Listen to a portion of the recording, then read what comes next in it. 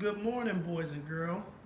Mr. Robinson's back, and today we're on chapter 3 of our story, Zoey and Sassafras, Dragons and Marshmallows.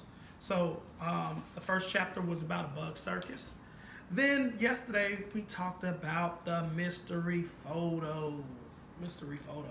So today we are going to talk about Pip. So chapter 3 is all about Pip. So remember yesterday I asked the question, who is Pip? Who is Pip? So now I want you to think about this. What do you think this Pip character is? Who do you think this Pip character is? Tell me, what do you guys think? I want you to think about it. What do you think it's going to say? What do you think it's going to talk about? Pause it, discuss it, and then we're going to go ahead and read. All right? So, let's go ahead and read.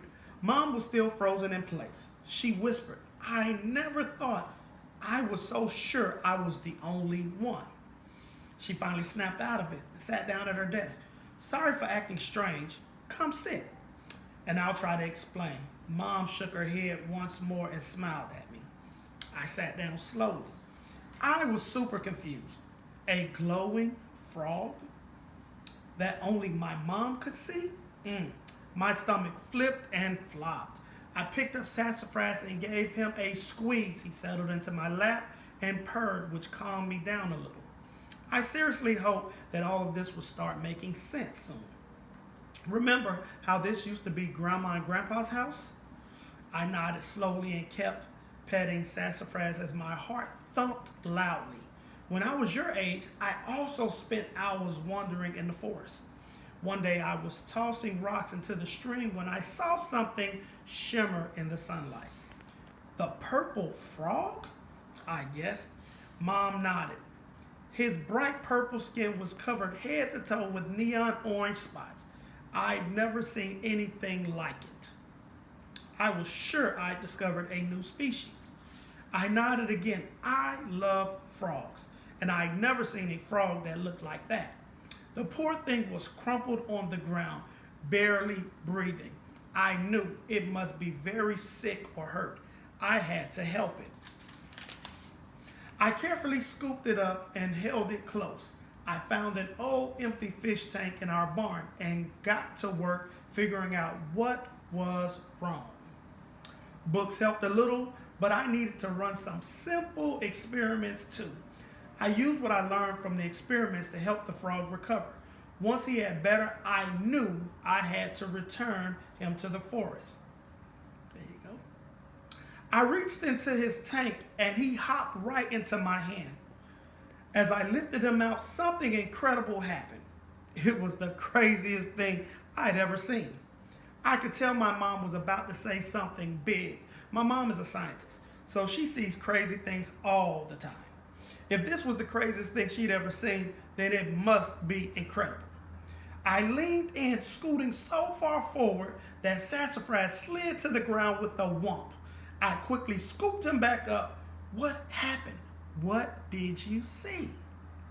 The frog looked me in the eye, smiled, and said, "Thank you." I clapped my hand over my mouth.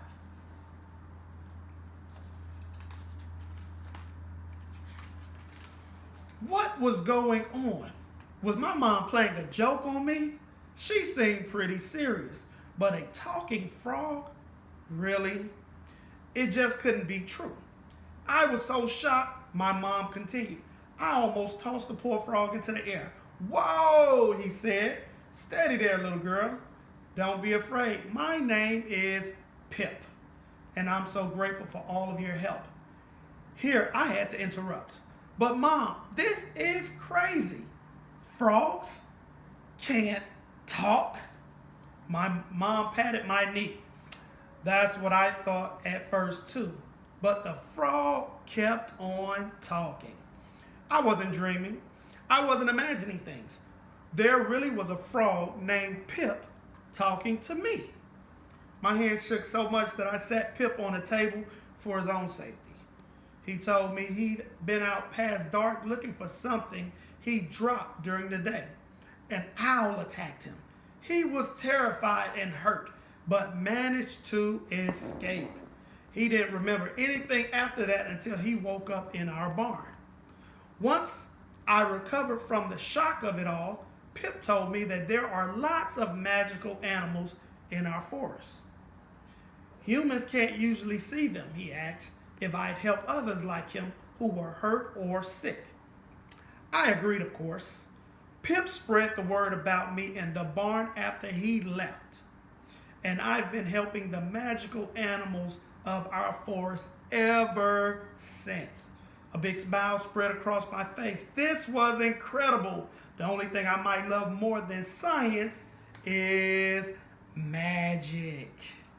And my mom was telling me there was magic right here in our own backyard. So, boys and girls, listen. Now we know who Pip is. We know who this Pip character is. Now, here are the questions for today. So today, my first question is, who was Pip and why was Pip special? What made Pip so special? Question number 2. The story says an owl attacked him. He was terrified and hurt, but managed to escape. The question is, what does the word terrified mean? Number 3, how are Zoey and her mom alike? How are they alike? So, here's the thing.